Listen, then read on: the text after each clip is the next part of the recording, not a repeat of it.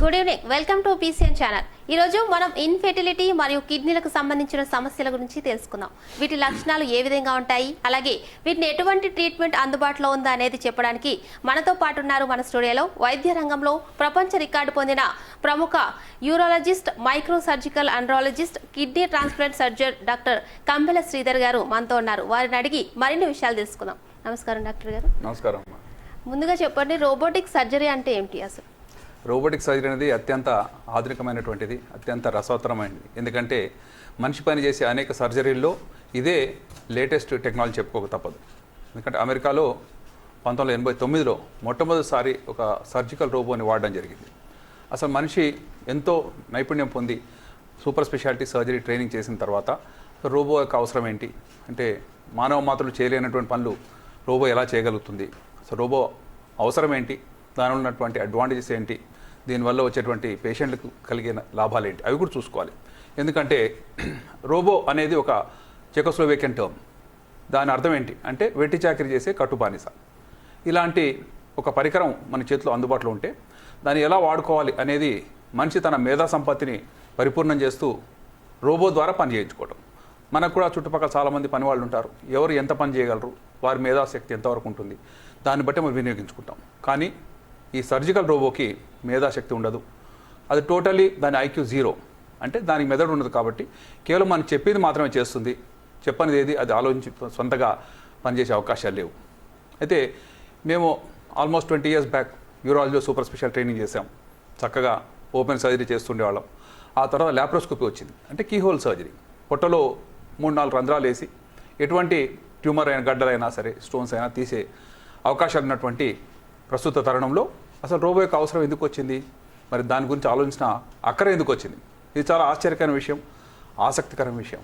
ఎందుకంటే ఈ రోబో అనేది 2000 BC లోపల కూడా ఉండేదని, అప్పట్లో గ్రీక్ రాజులు వాళ్ళు నడుచుకుంటూ వచ్చేటప్పుడు ఒక మెకానికల్ లయన్, అంటే సొంతగా నడిచేటువంటి ఒక సింహాన్ని వెంట తెచ్చుకునేవాళ్ళు. ఆ సింహం బాగా ఘోరంగా గర్జించేదని కూడా చెప్తారు. ఇవన్నీ కూడా మెషిన్స్ ద్వారా, వాటి యొక్క మూమెంట్స్ ద్వారా చేసేటువంటి అద్భుతమైనటువంటి విషయాలు. కానీ మనం వాడుతున్న సర్జికల్ రోబో ఏంటి? మనం చూసాం, రోబో పిక్చర్ కూడా చూసాం. అందులో రోబో రకరకాల మంచి పనులు చేస్తుంటుంది.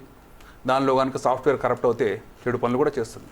అలాంటి భయాలు మనుషులు సర్జరీ చేసేటప్పుడు అవుతుందేమో అనేది ఎవరికైనా అలాంటి సందేహం రావచ్చు. కానీ అవన్నీ పటాపంచలు చేస్తూ సర్జికల్ రోబోని అత్యంత పటిష్టంగా, లోపభూయిష్టం కాకుండా ఉండడానికి అనేక చర్యలు తీసుకోవడం జరిగింది. ఇక్కడ చూద్దాం సర్జికల్ రోబో ఎలా ఉంటుంది. మీరు చూస్తున్నది ఒక పెద్ద స్టాండ్ లాగా ఉంది. దానికి 3 చేతులు ఉన్నట్టుగా కనబడుతుంది. 1, 2 and 3. మధ్యలో మీకు నల్లగా ఉన్నది ఇది టెలిస్కోప్. అంటే దీని ద్వారా లైట్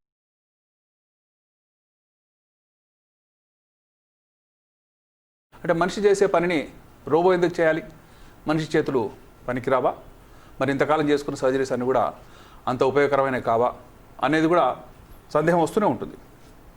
ముందు కాలంలో రోబోకి 2 చేతులు, 1 కన్ను ఉండేది. అంటే టోటల్ 3 కనబడుతున్నాయి. దీనివల్ల సర్జరీ లేట్ అయ్యేది, చాలా కన్వీనియన్స్ తగ్గడం వల్ల కానీ, లేక అడ్వాంటేజ్ ఎక్స్ట్రా ఉంటాయని చెప్పి ఒక చెయ్యి ఎక్స్ట్రా ఇవ్వడం జరిగింది. భగవంతుడు మనకి 2 చేతులు ఇచ్చాడు. ఎవరికైనా 3వ చెయ్యి ఉంటే వికృత రూపం అనుకుంటాం, అలాంటివి కూడా తొలగిస్తాం. కానీ మనం తయారు చేసిన రోబో కాబట్టి మనకు అవసరమైన విధంగా ఎక్కువ చేతులు ఇవ్వడం కూడా చేయొచ్చు. కానీ చేసేదానికి ఒక లిమిటేషన్ ఉంది. ఎందుకనంటే మరి ఎక్కువ చేతులు చేసామనుకోండి, చేతుల లోపల క్లాష్ అవుతుంటాయి, ఒకదానికొకటి ఢీ కొట్టుకుంటుంటాయి. దానివల్ల సరైనటువంటి సర్జికల్ అడ్వాంటేజ్ రాకపోవచ్చు. ఫీల్డ్ లోపల కన్ఫ్యూజన్ వస్తుంది. మీరు గమనిస్తే ఒకటి టెలిస్కోప్, 3 చేతులు, లెఫ్ట్ సైడు 2, రైట్ సైడ్ 1, మధ్యలోనే టెలిస్కోప్. ఈ టెలిస్కోపు మనిషి కన్ను కంటే అత్యంత శక్తివంతమైనది. మనం 2 కళ్ళు కలిస్తే ఒక ఇమేజ్ చూడగలుగుతున్నాం. దీనికి 2 అక్కర్లేదు, ఒకటే టెలిస్కోప్ ఉంటుంది, కానీ 16 రెట్లు పెద్దగా చూపించే అవకాశం ఉంటుంది. మూడోది 3D విజన్. మనందరం సినిమాలు చూస్తాం, 2D సినిమాలు చూస్తున్నాం, అప్పుడప్పుడు 3D ఫిల్మ్స్ కూడా వస్తాయి. వచ్చినప్పుడు ఉండే లాభం ఏంటి అంటే డెప్త్లో మనం చూడొచ్చు. వెళ్తున్నటువంటి ఒక కొండ మీద వెళ్తుంటే కొండ అవతల ఏముంది, దానిలో ఎంత డెప్త్లో నీళ్లు ప్రవహిస్తున్నాయి, సడన్గా పాము వస్తే గబుక్కని మన కళ్ళ మీదకు పాము విసిరి కొట్టినట్టుగా ఇమేజెస్ కూడా మనం చూసాం.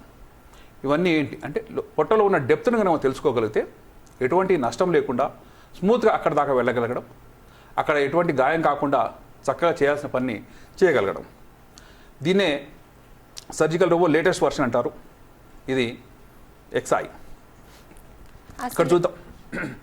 ఇక్కడ చూడండి అమ్మా, దీంట్లో ఓరియంటేషన్ చూద్దాం. అన్నీ ఒకే లైన్లో ఉంటాయి, కానీ మనం ఏ విధంగా కావాలంటే వాటిని చేతులు మార్చుకోవచ్చు. ఉదాహరణకు లెఫ్ట్ నుంచి వెళ్ళాలన్నా, రైట్ నుంచి వెళ్ళాలన్నా అన్నిటికీ అవకాశం ఉండే విధంగా దీంట్లో జాయింట్స్ ఉంటాయి. ఈ సర్జికల్ రోబో ఎక్కడ ఉంటుంది? అసలు సర్జన్ పేషెంట్ ముట్టుకుంటాడా లేదా అది ప్రశ్న. ఎందుకంటే రోబోటిక్ సర్జరీలో పేషెంట్కి దగ్గర సర్జన్ ఉండక్కర్లేదు, అదే రూమ్లో ఉండక్కర్లేదు, అదే ఊర్లో ఉండక్కర్లేదు, అదే దేశంలో ఉండక్కర్లేదు, వేరే ఖండాంతరాల్లో ఉండి కూడా రోబోటిక్ సర్జరీ చేయొచ్చు. ఇది అత్యద్భుతం, ఎందుకంటే అది ఊహకందని విషయం. అదేంటి, సర్జను హైదరాబాద్లో కూర్చొని మన ఈ స్టూడియో నుంచి మనకి ఇంటర్నెట్ సహాయం ఉంటే అమెరికాలో ఒక పేషెంట్ కూడా సర్జరీ చేసే అవకాశం ఉంది. అదే ఇక్కడ ఉన్నటువంటి అత్యంత వైవిధ్యభరితమైన విషయం. చూద్దాం అసలు రోబో ఎలా పనిచేస్తుంది, దాన్ని ఎక్కడ కనెక్ట్ చేస్తారు, ఎలా సర్జరీ చేస్తుంది. ఇది మనందరికీ తెలిసిందే. ల్యాప్రోస్కోపీ, పొట్టలో 4 రంధ్రాలు వేసి మన మామూలు ఫిజికల్ ఇన్స్ట్రుమెంట్స్ స్ట్రైట్గా ఉంటాయి, పుల్లలాగా ఉంటాయి, వాటి ద్వారా సర్జరీ చేస్తున్నాం. చేయడం వల్ల అనేక డిసడ్వాంటేజెస్ ఉన్నాయి. ఒకటి, ఇన్స్ట్రుమెంట్ స్ట్రైట్గా ఉండడం వల్ల కౌంటర్ డెప్త్ తెలియకపోవడం. తర్వాత హ్యాండ్ ఐ కోఆర్డినేషన్, ఎందుకంటే సర్జన్ సర్జరీ చేయాలంటే స్క్రీన్ పైన చూడాలి, పొట్టలో సర్జరీ చేయాలి. అంటే అర్జునుడు తిరుగుతున్నటువంటి చేపను ఎలా కొట్టాడు అంటే నేలలో ఉన్నటువంటి నీళ్ళలో ప్రతిబింబం చూసి కొట్టాడు. రోబోటిక్ సర్జన్ కూడా అలాగే ఉంటుంది. మేము పేషెంట్ని ముట్టుకోవట్లేదు, ఎక్కడో చూస్తే ఎక్కడో సర్జరీ చేయాలి. మరి రెండింటి కోఆర్డినేషన్ కావాలంటే చాలా ఎక్కువ ట్రైనింగ్ అవసరం. అందుకే మినిమం 8 hours ఇటువంటి ట్రైనింగ్ పొందితేనే ఆ వ్యక్తి ఎగ్జామ్కి వెళ్ళడానికి కానీ సర్జన్గా పేరు పొందడానికి కానీ క్వాలిఫికేషన్ వస్తుంది. ఈ సర్జరీ నేను ఎప్పుడు నేర్చుకున్నాను అంటే 2004లో డెట్రాయిట్ అనే సిటీలో హెన్రీ ఫోర్డ్ హెల్త్ సిస్టమ్, మనందరికీ తెలుసు ఫోర్డ్ కార్స్ అన్ని దేశాలు ఉన్నాయి, మన దేశంలో కూడా ఉన్నాయి. వాళ్ళు పెద్ద హాస్పిటల్ పెట్టారు. అది ప్రపంచంలోకెల్లా అత్యంత గొప్ప research institute Henry Ford health system అంటారు. అక్కడ ఈయన doctor Peabody head of the unit, ఈయన ఇంకొక సర్జన్. మేము 2004లో సర్జరీ చేయడం జరిగింది. ఎందుకు వెళ్ళాము అంటే ప్రపంచంలో ఎక్కడైనా సరే సర్జికల్గా కొత్త కొత్త విషయాలు కనుక నేర్చుకునే అవకాశం ఉన్నా, అటువంటి పద్ధతులు అందుబాటులో ఉన్నా సరే ఒక ఉత్సాహం కానీ, జిజ్ఞాస కానీ, తృష్ణ కానీ, తపన కానీ వీటన్నిటి పర్యవసానంగా అక్కడికి వెళ్ళి ఈ సర్జరీ నేర్చుకోవడం జరిగింది. ఆ సమయంలో ఇండియాలో రోబో లేదు, వస్తుందనే ఆశ కూడా లేదు. ఎందుకంటే రోబో ఆల్మోస్ట్ 12 కోట్ల పరికరం, మన దేశానికి రాదు, వచ్చినా దాన్ని మన ప్రజానికి అఫోర్డ్ చేయలేరు, అత్యంత ఖరీదైనది, మనం మామూలుగా చేస్తున్న సర్జరీ బాగానే ఉంది కదా, దీని అవసరం ఏముంది, ఇలాంటి వాదాలు కొన్ని అప్పుడు వినబడ్డాయి. అయినా సరే ఒక సర్జన్గా నేను పీజే చండీగఢ్లో చదివాను. భారతదేశం గర్వించదగ్గ మోస్ట్ మెరిటెడ్ ఇన్స్టిట్యూట్ అది. ఇండియాలో నెంబర్ 1 ర్యాంక్ వస్తే అక్కడ సీట్లు వస్తాయి, తర్వాత మిగతా రాష్ట్రాలకు వస్తున్నాయి. అటువంటి ఇన్స్టిట్యూట్లో చేసి MS జనరల్ సర్జరీ చేసినాక MCH యూరాలజీ అని సూపర్ స్పెషల్ ట్రైనింగ్ చేసిన తర్వాత ఇది ఉంది అమెరికాలో అని తెలుసుకొని వెళ్ళడం జరిగింది. ఇక్కడ గమనించండి, దీన్ని సర్జికల్ కన్సోల్ అంటారు. ఈ కన్సోల్లో ఏం చేస్తామో 2 చేతులు, ఇక్కడ మాస్టర్ కంట్రోల్స్ అని ఉంటాయి. సర్జన్ తను సర్జరీ చేయడానికి వాడేటువంటి పరికరాలు. ఇక్కడ పేషెంట్ లేడు, పేషెంట్ ఎక్కడున్నాడు, ఇక్కడ అయితే ఆల్మోస్ట్ నెక్స్ట్ రూమ్లో ఉండగా ఈ కన్సోల్ ఇక్కడ సెట్ చేశారు. మరి ఆయనకి ఎలా కనబడుతుంది, ఎలా సర్జరీ అవుతుందా లేదా, మనం ఇచ్చిన ఇన్స్ట్రక్షన్ నిజంగా ఫాలో అవుతుందా లేదా మన రోబో, అది చూడడానికి ఒక స్క్రీన్ ఉంది ఇక్కడ. ఈ స్క్రీన్లో పేషెంట్ పొట్టలో జరిగే ప్రతి ప్రక్రియ కనబడుతుంది. ఈ 2 కళ్ళు పెట్టుకుని చూడడానికి, ఈ 2 చేతులు సర్జరీ చేయడానికి. కాలు దగ్గర పెడల్స్ ఉంటాయి, అవి zooming in and zooming out, వాటికి ఎనర్జీ సోర్సెస్ అంటే ఒకవేళ బ్లీడింగ్ అవుతే కరెంట్ పంపించడానికి కానీ, లేక లేజర్ ఎనర్జీ వాడడానికి కానీ, కట్ చేయడానికి కానీ రకరకాల ఆప్షన్స్.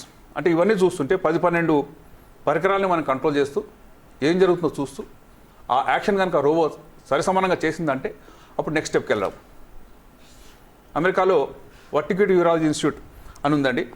అది హెన్రీ ఫోర్డ్ హెల్త్ సిస్టంలో గుంటూరు జిల్లాకు చెందిన ఒక సాఫ్ట్వేర్ ఇంజనీర్. వాళ్ళ కంపెనీకి బాగా లాభాలు వచ్చినప్పుడు మొత్తం ట్యాక్స్గా పోతుంది, ఆల్మోస్ట్ 80-90% వరకు వెళ్ళిపోతుంది. కాబట్టి దీన్ని డొనేట్ చేస్తే కొత్త పరికరాలు కొనడానికి అవకాశం ఇస్తాను అన్నప్పుడు సర్జికల్ రోబోట్స్ కొనడం జరిగింది. అందుకని ఆయన పేరు పెట్టారు వర్టిక్యూటీ యూరాలజీ ఇన్స్టిట్యూట్ అని. వర్టిక్యూటీ రాజ్ అండ్ పద్మ వీళ్ళు యంగ్స్టర్సే, వీళ్ళని కలిసాం కూడా మేము ఆ టైంలో. ఎవరైనా సరే కొత్తది కనుక్కున్నది ఖరీదైనది అయితే మేము ఇస్తాం ఆ ట్రైనింగ్, మా పేరు పెడితే చాలు అన్నందుకు ఈ రోబోటిక్ సర్జరీ అనేది ప్రాచుర్యం పొందింది. గమనించినట్లయితే ఇక్కడున్న ఈ పరికరం లోపల మరి సర్జరీ ఎలా చేస్తారు? ఈ రోబోకి కూడా గ్లౌస్ వేసుకుంటాం. మనందరికీ తెలుసు, గ్లౌస్ వేసుకుంటున్నాము. ఈ కరోనా వచ్చినప్పటి నుంచి శానిటైజ్ చేసుకుంటున్నాము, మాస్క్ వేసుకుంటున్నాము. మరి రోబోకి ఎలా? రోబో పొట్టలో చేయబడుతుంది కదా, మరి పొట్టలో ఇన్ఫెక్షన్ కాదా? అది ఎలా పనిచేస్తుంది? పనిచేస్తే పేషెంట్కి ఫీవర్ వస్తుందేమో అనే భయానికి రోబో యొక్క చెయ్యి 2 మీటర్లు ఉంటుంది. 2 మీటర్ల గ్లవ్ వేస్తాం. గమనించండి, ఇక్కడ గ్లవ్ ఉంది, ఇక్కడ గ్లవ్ ఉంది, ఇక్కడ ఒకటి ఉంది, ఇక్కడ ఒకటి ఉంది. చాలా పొడవైన గ్లౌస్ కంప్లీట్గా దాన్ని డ్రేప్ చేసి కవర్ చేసిన తర్వాతనే పేషెంట్ దగ్గర తీసుకెళ్ళడం జరుగుతుంది. సరే, సర్జన్ పక్క రూమ్లో ఉన్నాడు, రోబోనేమో పేషెంట్ దగ్గర ఉంది. మరి అసిస్టెంట్కి ఎలా తెలవాలి అంటే ఇక్కడ పెద్ద స్క్రీన్ కనబడుతుంది మీకు చూడండి. ఈ మానిటర్ మీద ఏం జరుగుతుంది, సర్జన్ ఏమి ఇన్స్ట్రక్షన్ ఇస్తున్నాడు, రోబో ఏం చేస్తుంది, ఈ రెండు చూసే అవకాశం వస్తుంది. ఇది అమెరికాలో డెట్రాయిట్లో ఆపరేషన్ థియేటర్లో నేను తీసుకున్నటువంటి ఫోటోగ్రాఫ్. మీరు గమనిస్తే ఇది ఒక ఆర్మ్, సర్జరీ అయిపోయిన తర్వాత తీసాం, ఎందుకంటే ముందు అంత దగ్గర వెళ్ళేవారు. ఇది ముందు బ్లాక్ గ్లౌస్ వేసేది, ఇక్కడ ఒకటి, వెనుక 3 ఉన్నాయి. మేమందరం కూడా ట్రైనీ సర్జన్స్ కాబట్టి ఇండివిజువల్గా అప్పుడు ఛార్జ్ ఇచ్చేవాళ్ళు కాదు. మేము ఏం చేస్తున్నా సరే కంట కనబడుతూ మన బాసెస్ ఎక్కడి నుంచో గమనిస్తుంటారు. ఏదైనా తప్పు జరిగితే వారు హెచ్చరించడానికి అవకాశం ఉంటుంది. ఈ మొత్తం ప్రక్రియలో మరి మనం ఇచ్చిన ఇన్స్ట్రక్షన్ కరెక్ట్గా రోబోకి ఎలా తెలుస్తుంది? రోబో అనేది మీకు కనబడినట్టుగా ఒక పెద్ద స్టాండు, దానికి 3 చేతులు, ఒక కన్ను ఉన్నాయి. మరి ఏ పని చేయాలి, ఎలా తెలుస్తుందో చూద్దాం. సర్జన్ కూర్చునే కన్సోల్ ఇక్కడ ఉంది లెఫ్ట్ సైడ్లో. మీరు గమనించండి, 4 పెడల్స్ ఉన్నాయి, పైన 2 కంట్రోల్స్ ఉన్నాయి. మాస్టర్ కంట్రోల్స్ అంటారు, ఇక సర్జికల్ ఆర్మ్స్ అంటారు. ఇక్కడేమో వ్యూ ఫీల్డ్ ఉంది. ఇక్కడ ఇచ్చిన ఇన్స్ట్రక్షన్ మధ్యలో ఒక సూపర్ కంప్యూటర్ ఉంది. ఇదేం చేస్తుంది అంటే సర్జన్ ఏదైతే ఇన్స్ట్రక్షన్ ఇచ్చాడో దాన్ని కొన్ని వేల సార్లు అనేక యాంగిల్స్లో X axis, Y axis, Z axis ద్వారా 3 ప్లేన్స్లో చెక్ చేసి చివరికి ఈ సూపర్ కంప్యూటర్ అంటారు, దాన్ని రోబోకి ట్రాన్స్లేట్ చేస్తుంది. అంటే సర్జన్ ఏం చెప్పదలుచుకున్నాడో దాన్ని అనుసంధానం చేస్తూ రోబో యొక్క ఆర్మ్స్కి ఇస్తుంది. ఇచ్చినందువల్ల ఎగ్జాక్ట్ మూమెంట్ జరుగుతుంది. పొల్లుపోకుండా ఒక 0.01% తక్కువ కానీ ఎక్కువ కానీ జరగడానికి అవకాశం లేనటువంటి కట్టుదిట్టమైనటువంటి కట్టుబానిస, అదే సర్జికల్ రోబో. మరి సర్జికల్ రోబోని కంట్రోల్ చేసేవాడు ఎంత ధీశాలై ఉండాలి, ఎంత అనుభవజ్ఞుడై ఉండాలి, ఎంత నైపుణ్యం పొంది ఉండాలి. ఎందుకంటే అతని యొక్క నిర్లక్ష్యం వల్ల కానీ అతని యొక్క అవగాహన రాహిత్యం వల్ల కానీ పేషెంట్లకి ఎంత రిస్క్ అవుతుంది అనేది ఎప్పుడో గమనించారు. ఇక్కడ గమనించండి, పెద్ద స్క్రీన్ 2 కనబడుతున్నాయి మీకు. వీటిని జాయింట్ స్క్రీన్స్ అంటారు. సర్జరీ జరుగుతూ ఉంటే అక్కడ ఉన్న అసిస్టెంట్లు కానీ లేక కొంత నేర్చుకోవడానికి వచ్చే వాళ్ళు కూడా ఉంటారు. అక్కడ కూర్చొని మొత్తం ఆపరేషన్ చూసి నేర్చుకుంటూ స్టెప్స్ రాసుకుంటూ ఉంటారు. వాళ్ళకి అవకాశం ఇవ్వడానికి పెద్ద స్క్రీన్స్ ఉంటాయి. ఆల్మోస్ట్ ఒక హోమ్ థియేటర్ ఎంత ఉంటుంది అలాంటి స్క్రీన్స్ ఉంటాయి. ఎంత క్లియర్ డీటెయిల్స్ వస్తాయంటే సర్జన్ ఏం చేస్తున్నాడు అనేది క్లియర్ ఇందులో కనబడుతుంటుంది. ఎందుకు చేస్తున్నాడు, ఒకవేళ అది టీచింగ్ సెషన్ అయితే సర్జన్ ఆపరేషన్ చేస్తూ మాట్లాడుతుంటాడు, అక్కడ ఉన్న హాల్లో ఉన్న వాళ్ళందరికీ కూడా వినబడుతుంటుంది. అతను ఏదైనా ఒక ఇన్స్ట్రుమెంట్ తీసి ఇంకో ఇన్స్ట్రుమెంట్ వేయమని అన్నప్పుడు కూడా అసిస్టెంట్స్ కూడా ఆ మైక్ ద్వారా వినబడుతుంది తప్పితే సర్జన్ వాళ్ళు చూడలేరు. ఎందుకంటే సర్జన్ అక్కడ ఉండకపోవచ్చు. మా సర్జన్స్ ఎక్కడో ఉండి సర్జరీ చేసేవాళ్ళు, మేము ఆపరేషన్ థియేటర్లో ఉండి చూసుకునేవాళ్ళం. ఇదేంటి పేషెంట్ ముట్టుకోకుండా సర్జరీ అవుతుందా అంటే తప్పకుండా అవుతుంది. మరి ఆపరేషన్ థియేటర్లో ఉన్న వాళ్ళు ఏం చేస్తున్నారు అంటే ఏ సర్జరీ చేయాలంటే దానికి పొట్టలో రంధ్రాలు వేయటం, కరెక్ట్ పొజిషన్లో వేయటం, ఏ ఇన్స్ట్రుమెంట్స్ లోపల పెట్టాలో అవి పెట్టి కంప్లీట్గా రెడీ చేసిన తర్వాత అప్పుడు ఫోన్ చేసి సర్జన్కి చెప్తారు, సెటప్ రెడీ ఉంది, మీరు ఒక ఇన్స్ట్రుమెంట్ కదిలించి చూసుకోండి, కదులుతుందంటే let us start the surgery. అంటే ఎంత అద్భుతమో చూడండి. ఆయన అన్ని కంట్రోల్స్ ఉన్నాయో లేదో చూసుకుంటారు. చూసుకున్న తర్వాత ఆయన కనుక ఇచ్చిన ఇన్స్ట్రక్షన్ ఆయన దగ్గర గ్రీసింగ్ అది కనుక అవుతాడంటే సర్జరీ స్టార్ట్ అయినట్టే. దాని తర్వాత అన్ని ఇన్స్ట్రుమెంట్స్ యాక్టివేట్ అయిపోతాయి. అతను ఏం చేస్తున్నాడో అందరికీ కనబడుతుంది. ఆయనకే కాదు, ప్రపంచ దేశాల్లో ఎక్కడున్నా సరే దాన్ని చూసే అవకాశం ఇచ్చే విధంగా ఇంటర్నెట్ ద్వారా చూపించారు. అంటే ఒక రోబోటిక్ సర్జరీ ఆషామాషి విషయం కాదు. అందులో వాడేటువంటి పరికరాలు అత్యంత ఖరీదైనవి, చేసేటువంటి వాడు అత్యంత స్కిల్డ్ ప్రొఫెషనల్. దీనివల్ల పేషెంట్ మంచిగా జరగాలి తప్పితే ఎక్కడ నష్టం జరగకూడదు. ఒకవేళ ముందు చేసే సర్జరీస్ అంటే ఇది అంతే లాభం చేసింది అనుకుందాం. మరి రోబో యొక్క అవసరం ఏంటి? మరి రోబో యొక్క లాభం ఏంటి? రోబోలో ఉన్నటువంటి ఔన్నత్యం ఏంటి? 12 కోట్లు పెట్టి కొనడానికి అవసరం ఏంటి? కొంటే వచ్చిన లాభం ఏంటి? ఇవన్నీ రకరకాల విమర్శలు, ప్రశ్నలు ఎదుర్కొని ఢీకొని చివరికి విజయుడైనటువంటి ఒక రోబోటిక్ సర్జన్ ఏం చేస్తాడో ఇక్కడ చూద్దాం. ఇది నేను ఇండియా లోపల మొట్టమొదటి రోబో 2010లో వచ్చిందండి. ఆ సర్జరీ చేశాను. చేసినప్పుడు ఇది సర్జికల్ కన్సోల్. మీరు గమనిస్తే డవిన్షీ అనేది కంపెనీ పేరు, కానీ ఈ డవిన్షీ అనేది చెకోస్లోవేకియాలో మొట్టమొదటి రోబో, మెకానికల్ రోబోని తయారు చేసి, అంటే చెక్కతో తయారు చేసినటువంటి అనేక పరికరాల ద్వారా ఒక యానిమల్, ఒక సింహం నడిచినట్టుగా కానీ, లేకపోతే ఒక పులి నడిచినట్టుగా కానీ, అలా గర్జించినట్టుగా కానీ సౌండ్స్ చేయగలిగినటువంటి దాన్ని తయారు చేసిన వాడు డవిన్షీ. ఆయన పేరు మీద ఇప్పుడు అధునాతమైనటువంటి రోబో పేరు పెట్టారు. మీరు గమనిస్తే నేను గ్లవ్ వేసుకోలేదు, సర్జన్ వేసుకోక్కర్లేదు. ఎందుకంటే సర్జరీ పేషెంట్ ముట్టుకోవట్లేదు. ఆయన ఎవరు ముట్టుకుంటున్నారు? రోబో యొక్క చేతులు ముట్టుకుంటున్నాయి. కాబట్టి గ్లవ్ దానికి వేసాం. మరి మనం ఏం చేస్తున్నాం? ఆ రోబో ఏం చేయాలో దానికి నిర్దేశిస్తున్నాం, ఆజ్ఞలు ఇస్తున్నాం. ఆజ్ఞలు నిజంగా అమలైనది చూసుకుంటే ముందుకు ప్రొసీడ్ అవుతున్నాం. సరే, మాస్టర్ కంట్రోల్స్ మీరు గమనించండి. ఇక్కడ ఒకటి ఉంది, ఇక్కడ ఒకటి ఉంది. 2 కంట్రోల్స్ ఉంటాయి. అంటే నా 2 చేతులు దీన్ని పట్టుకొని కదిలిస్తున్న కొద్దీ పొట్టలో ఉన్నటువంటి రోబో ఆర్మ్స్, దాని యొక్క టిప్స్ కదులుతాయి. అనేక కంట్రోల్స్ ఇక్కడ ఉన్నాయి. అంటే ఇన్స్ట్రుమెంట్ లోపల పంపించడం కానీ, తీసేయడం కానీ. ఇక్కడ మైక్ కూడా ఉంటుంది. ఇతను మాట్లాడితే ఆపరేషన్ థియేటర్లో అసెస్ చేస్తున్న వాళ్ళకి వినబడుతుంది క్లియర్గా. నాకు ఈ ఇన్స్ట్రుమెంట్ వద్దు, లేదా ఇన్స్ట్రుమెంట్ ట్రబుల్ ఇస్తుంది, దీన్ని మార్చండి, వేరే ఇన్స్ట్రుమెంట్ పెట్టండి అని. ఆల్రెడీ మాకు కనీసం 6 ఇన్స్ట్రుమెంట్స్ కంట్రోల్ ఉంటుంది. ఒకవేళ 7వది కావాలంటే ఏదో ఒకటి తీయాలి. అలా తీసే అవకాశం కూడా ఈ మైక్ ద్వారా జరుగుతుంది.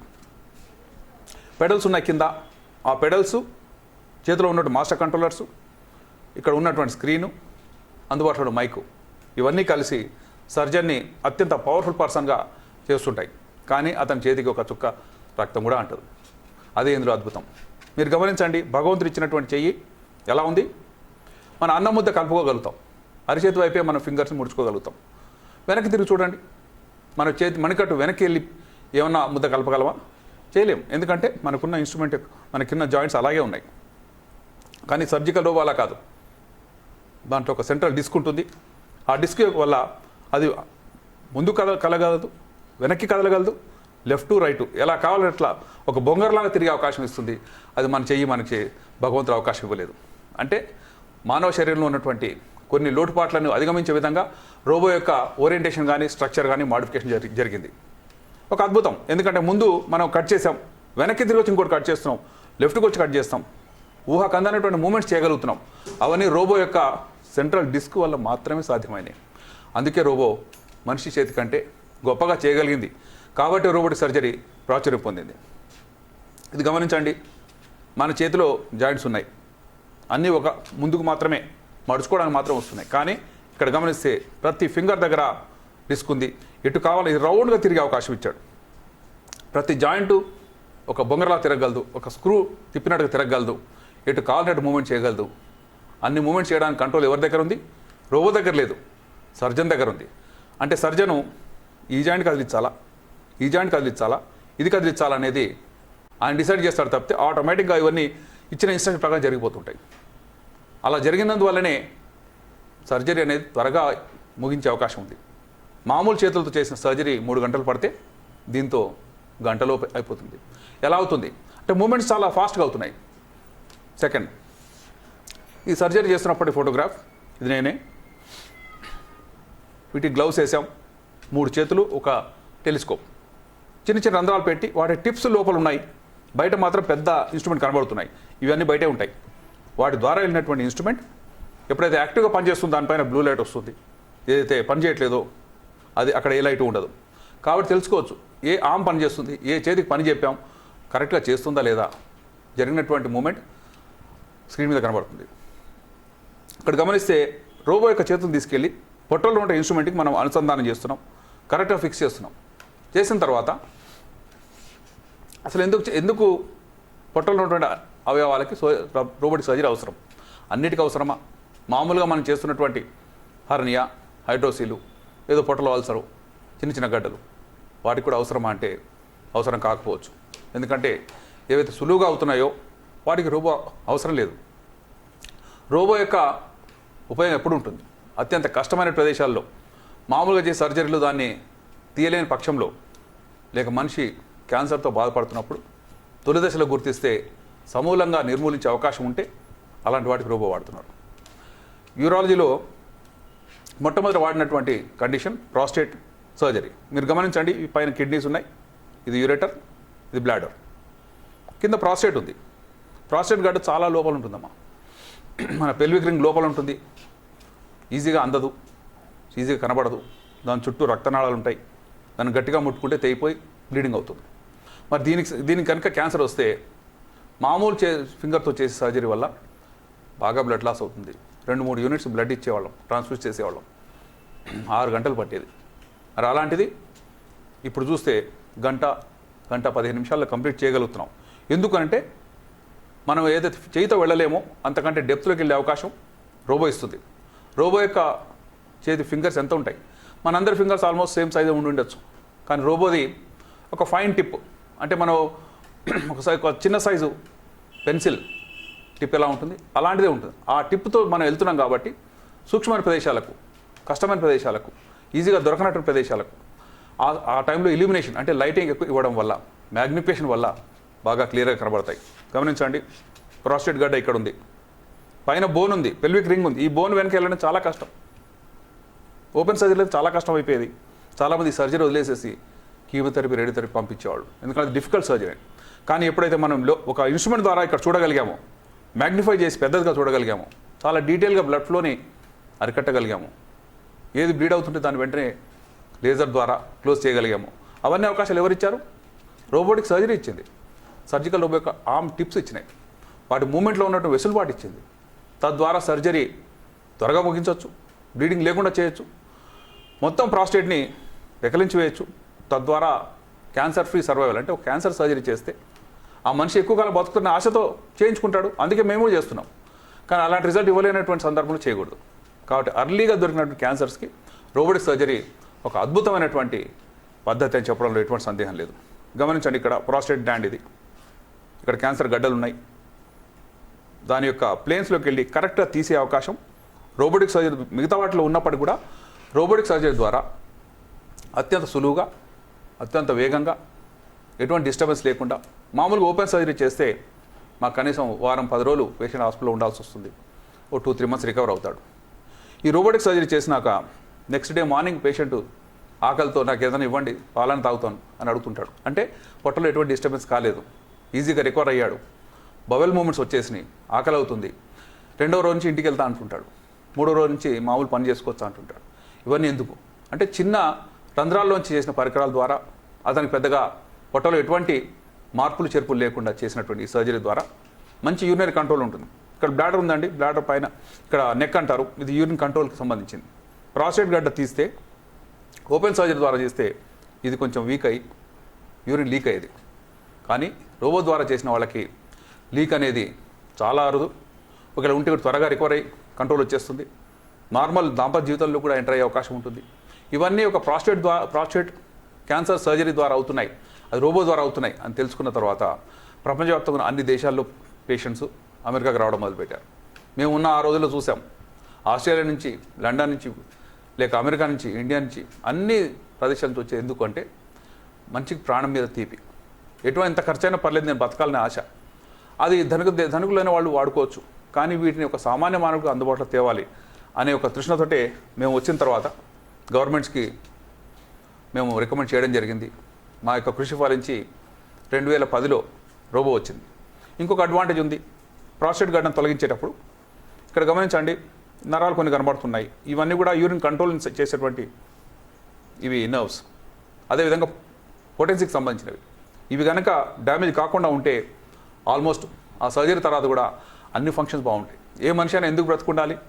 సంతోషంగా ఉన్నట్టు బతుకుండాలి, అన్ని ఫంక్షన్స్ బాగా చేయగలుగుతున్నా బతుకుండాలి, పార్ట్నర్ సాటిస్ఫై ఇవ్వడానికి బతుకుండాలి, బట్టలు లీక్ కాకుండా బతుకుండాలి, బతుకుతే 5 సంవత్సరాలు 10 సంవత్సరాలు బతకాలి అన్నప్పుడే ఈ సర్జరీ చేస్తాం. ఎందుకంటే ఈ సర్జరీ అన్నీ కూడా కాస్ట్లీ. మొదట్లో గమనిస్తే ఓపెన్ సర్జరీ ద్వారా 1 లక్ష రూపాయలు అవుతాయి, వీటి ద్వారా 4 నుంచి 5 లక్షలు అయ్యేది. మొదట్లో అబ్బో అనుకున్నా, దీని అడ్వాంటేజ్ చూసి చివరికి ఇన్సూరెన్స్ కంపెనీస్ కానీ గవర్నమెంట్ కానీ ముందుకు వచ్చి దీన్ని కూడా వాటిలో లిస్టులు ఇంక్లూడ్ చేయండి, ఎందుకంటే స్పెసిఫిక్ కండిషన్ మాత్రమే రోబోటిక్ సర్జరీ మనం రికమెండ్ చేస్తున్నాం. వచ్చిన వాళ్ళందరికీ చేయాల్సిన అక్కర్లేదు, అంత ఖర్చు పెట్టాల్సిన అక్కడ కూడా లేదు. సరే, ప్రాస్టేట్ గురించి నేను చెప్పాను. ఇంకా వేరే ఎవరైనా వాడుతున్నారా, వేరే సబ్జెక్టులో వాడుతున్నారా అంటే అవుననే చెప్పాలి. కనీసం 5 నుంచి 10 సబ్జెక్టులు ఉన్నటువంటి సర్జన్స్ వాడుకుంటే ఈ రోబో ఆ టర్న్ ఓవర్ పెరిగి దాని యొక్క కాస్ట్ ఎఫెక్టివ్స్ పెరుగుతుంది, పేషెంట్ ఖర్చులు తగ్గిపోతాయి. ఇక్కడ గమనించండి, ఇక్కడ టెస్టిస్ అనేది పొట్టలో వీపు భాగంలో తయారవుతుంది, మెల్లగా తయారై కిందకు వచ్చి చేరుతుంది. ఏ కారణం చేతనో కొద్ది మందిలో ఇది మధ్యలో ఆగిపోతుంది. అబ్బాయిలు పుట్టిన తర్వాత ఒకటి లేదని కానీ 2 టెస్టిస్ కనబడట్లేదని కానీ మా దగ్గరకు వస్తారు. దీన్ని కనుక వెతకాలంటే నార్మల్గా పెద్ద ప్రొసీజరే, ఎందుకంటే పొట్ట చాలా పెద్దది, మొత్తం ఓపెన్ చేసుకుంటే వెళ్ళలేము. కానీ ఒక సర్జికల్ రోబో ఒక చేతుల లోపల పంపిస్తే పొట్టలో ఎక్కడున్నా సరే కంప్లీట్గా వెతికి దాన్ని పట్టుకొని వచ్చి కిందకి తీసుకొచ్చి ఫిక్స్ చేసే అవకాశాలు ఉన్నాయి. అందుకే అన్డిసెండెడ్ టెస్టిస్ అంటారు. అంటే అబ్బాయిల్లో వృషణాలు కిందకి జారి రాకపోతే వాళ్ళని తీసుకొచ్చి పెట్టే ఒక అద్భుతమైన సర్జరీ దీని ద్వారా సాధ్యమవుతుంది. ఇంకో విషయం చెప్తాను మీకు. మేము సర్జరీ చేస్తున్నాం అనుకుందాం, ఒక ట్రైనీ సర్జన్. ఆయన చేసే సర్జరీలో మరి ఎక్కడైనా సరే ప్రమాదం జరుగుతుందని అనుమానం ఉంటే ఈయన మా బాస్, ఆయన కూర్చున్న చోట కూడా ఆయన కంట్రోల్స్ ఉంటాయి. సర్జన్ ఏ పనులు అయితే చేస్తున్నాడో ఆ పనులు ఆయన చేయొచ్చు. సర్జన్ పని ఆపే అవకాశం వస్తుంది ఆయనకి. ఉదాహరణకు మేము చాలా డేంజరస్ ఏరియాకి వెళ్ళాము, ఇక తెలియకనో తెలుసో డ్యామేజ్ కాబోతుంది, రక్తనాళం తెగిపోతుంది అనే భయం ఉంటే ఒక్కసారిగా ఆయన మన రోబోని ఇనాక్టివేట్ చేయగలడు. అంటే మనం ఈ చేసేటువంటి ప్రతి మూమెంట్ కూడా ఇంకొకళ్ళు గమనిస్తూనే ఉంటారు, అక్కడ అలారం సిగ్నల్స్ వస్తూనే ఉంటాయి. ఒకసారి ఇనాక్టివేట్ చేసిన తర్వాత ఆయన కంట్రోల్లోకి వచ్చేసింది సార్ మొత్తం సర్జరీ. ఆయన దాన్ని సేఫ్ జోన్లో తీసుకొచ్చినాక మనకు చెప్తాడు అప్పుడు ఎందుకు ఇలా ఆపాల్సి వచ్చింది, దాన్ని ఏ స్టెప్ దగ్గర మళ్ళీ రికవర్ చేయాల్సి వచ్చింది, ఇలాంటి జరిగితే మరి పేషెంట్కి ఏం ప్రమాదం. అందుకనే దీన్నే టెలిమెంటరింగ్ అంటారు. ఒక కారు నడుపుతుంటే పక్కనుండి ఎన్ని చెప్పినా సరే ఎక్కడో ఒక యాక్సిడెంట్ జరుగుతూనే ఉంటుంది. అందుకే సెకండ్ కంట్రోల్ ఇస్తారు. పక్కనున్న వాడికి కూడా డ్రైవింగ్ హ్యాండిల్ కానీ బ్రేక్ కానీ ఇస్తే యాక్సిడెంట్ కాకుండా ఎగ్జాక్ట్లీ అదే ప్రిన్సిపల్ వాడుతూ దీన్నే టెలిమెంటరింగ్ అంటారు. అంటే ఉన్నటువంటి పరికరాలన్నీ కూడా అత్యంత నిష్ణాతులైనటువంటి గురువుల చేతిలో ఉంటాయి. ఎక్కడున్నా సరే వాళ్ళ ఆఫీస్లో కూర్చున్నా సరే దాన్ని చూస్తుంటారు. ఇమీడియట్గా దాన్ని రద్దు చేయడానికి కానీ మాడిఫై చేయడానికి కానీ వారికి అవకాశాలు ఉంటాయి. అందుకే రోబోటిక్ సర్జరీ ట్రైనింగ్ అత్యంత కష్టమైనది. ఒకసారి మనం చేస్తున్న ప్రతి దాన్ని రికార్డ్ చేస్తూ ఉంటుంది.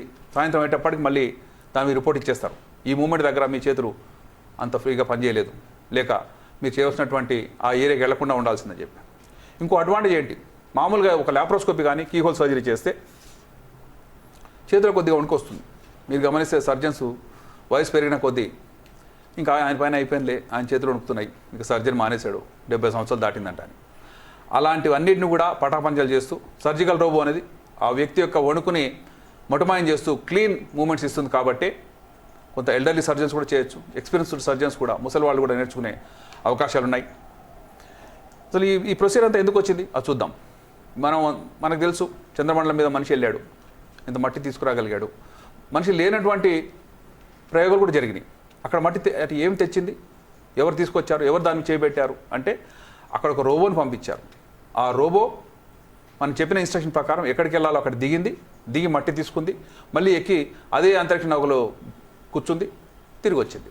అంటే ఇవన్నీ దూరం నుంచి మనం చేసే పనులను ఎలా సర్జరీకి అన్వయించవచ్చు అనేది ఆశించి, శోధించి, తర్కించి మనకి ఇచ్చినటువంటి సారాంశమే రోబోటిక్ సర్జరీ. ఇక్కడ మీకు చూపిస్తున్నాను, కిడ్నీలో ఉన్నటువంటి ఒక క్యాన్సర్. నార్మల్గా క్యాన్సర్ వచ్చిందని ఆ కిడ్నీ తీసేస్తాం. ఇది అనాదిగా వస్తున్నటువంటి సిస్టమ్. ఎందుకంటే ఎక్కడ పెరిగిందో ఓ చిన్న ముక్క తీస్తే మళ్ళీ పెరుగుతుందేమో పక్క నుంచి అని. అందుకని మొత్తం కిడ్నీ తీయడమే రూల్. ఎప్పటి వరకు? 2010 వరకు. ఆ తర్వాత రోబో యొక్క అడ్వాంటేజ్ ఏంటో చూపిస్తున్నా. ఇది కిడ్నీ యొక్క క్యాన్సర్ ఒక భాగంలో వచ్చింది, మిగతా కిడ్నీ అంతా బాగానే ఉంది. మరి ఏ భాగం తీయాలి? ఇక్కడ గమనించి అన్నీ ఒకలాగే కనబడుతున్నాయి. దీనిలో క్యాన్సర్ ఏది, నార్మల్ టిష్యూ ఏది అని తెలుసుకోవడానికి ప్రయత్నం చేస్తున్నాం. అందుకనే ఫ్లోరెసిన్ గ్రీన్ అనే ఒక పిగ్మెంట్ని మనం ఇంజెక్ట్ చేస్తాం. గ్రీన్ పిగ్మెంట్ అది. ఆ పిగ్మెంట్ ఎక్కడెక్కడ ఉంటే అది నార్మల్ కిడ్నీ, ఆ గ్రీన్ కలర్ ఎక్కడ లేకపోతే అది క్యాన్సర్ కిడ్నీ. చూడండి, ఈ బ్లూ కలర్, ఈ గ్రీన్ కలర్ ఇది నార్మల్ టిష్యూ. దీన్ని మాత్రమే తొలగిస్తాం. తొలగించి లోపల ఉన్న దాన్ని మళ్ళీ రిపేర్ చేసేస్తాం. తద్వారా కిడ్నీని రక్షించే అవకాశం వస్తుంది. క్యాన్సర్ ఉదాహరణకు 10% భాగంలో వచ్చింది, 90% ఎందుకు తీసేయాలి అనే ప్రిన్సిపల్ ప్రకారం దాన్నే నెఫ్రాన్ స్పేరింగ్ సర్జరీ, ఆ కిడ్నీ ప్రిజర్వింగ్ సర్జరీ. అది ఎలా చేస్తుంది చూడండి. మనం ఇంజెక్ట్ చేసే రక్తనాళాలు ఇవి, నాళాలకు ఇంజెక్ట్ చేసాం. ఈ నాళాలు కరెక్ట్గా కిడ్నీ అంతని అవుట్లైన్ చేస్తాయి.